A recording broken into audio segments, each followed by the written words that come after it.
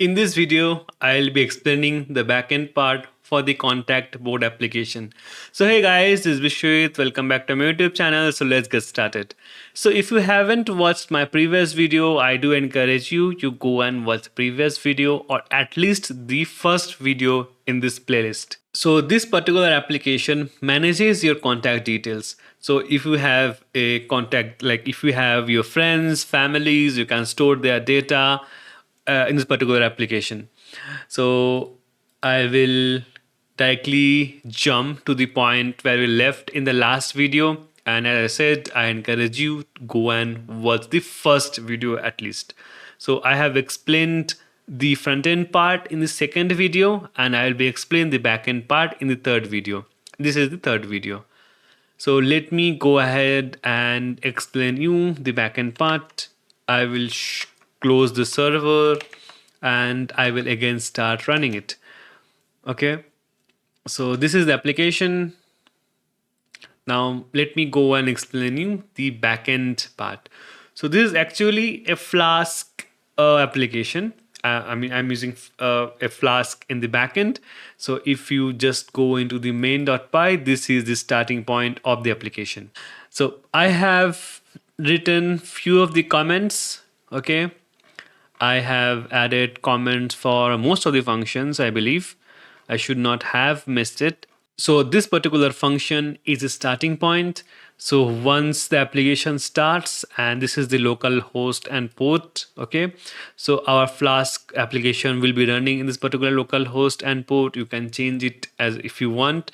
So once it hits this slash, okay, the home page mainly, so it just returns the index.html. Index.html is the home page of our application, and it just renders it.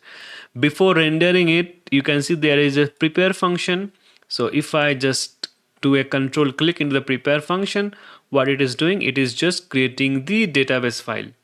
Okay, so for example, if the database folder is not present and if the database file is not present, it is just making sure that the files and the folders are created even before we start the application. It creates the particular database folder.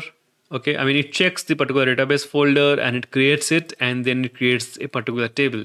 Okay, this is very important. If you don't create this particular table, you might see errors in your front end. So you have to make sure that before ahead your database folder and your database tables are created. Okay, now next part is the get users part. By the way, I have explained previously what the main is doing, what operations are doing. Main is the main.py is the main point where all your endpoints go into, and operations are all the database operations. So next you have the get users. Okay, so get users, what it does is it just fetches your user data.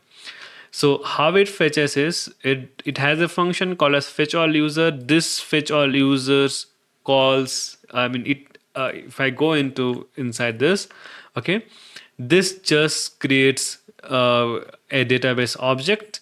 Okay, and I'm just doing select star from users, and all the data that I'm getting, I am just returning it back. So this particular function is used to fetch all user details. This function is used to create a user detail. So you pass you pass the first name, last name, and email in the front end, and we make a post request, and this particular function handles that post request. And this is for deleting. Okay, I'm deleting using email, and this is for updating. Okay, and also I'm updating using email. And this is where the application is running. As I said, you can have a different local host and local port. And this is another library that I am using. So web browser is a library using which you can control your browser opening. So when I just hit this particular, when I run the particular Flask application, my browser opens by default. Okay, so it will open by default. That's it. I just love to open it by default instead of copying from here and pasting it into my browser. Like I will copy it from here. Okay, I will go. Why did I open this? I'll go in some other browser. Okay, if it loads a little bit faster, And if I just do a paste, enter, it shows the same thing. I don't like that part where I have to copy and paste in different browsers, so I just like to open it. So this particular library and function helps me to do that. After that, I will go into the operations.py, and we have very simple operations. So prepare, as I explained, prepares the database for execution. Create table, as I said, I mean, by the name you can understand, just creates the table, creates users, fetch all user details, updates the user. These are just queries, just SQL queries. I am just giving the query, getting the result, and I am just returning it back over here. If there is any error, I'm just returning the error back. Okay, and you can see the error is not very I should say very like technical. It is very simple error, like an error occurred while updating the user.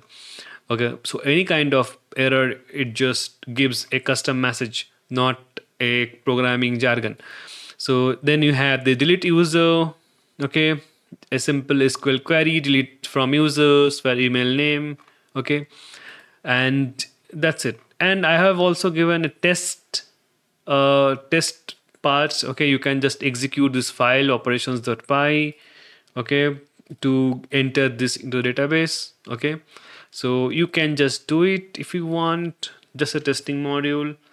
Apart from that, I have also commented this out that if you want to test this, just execute it operations.py. Let me show you once.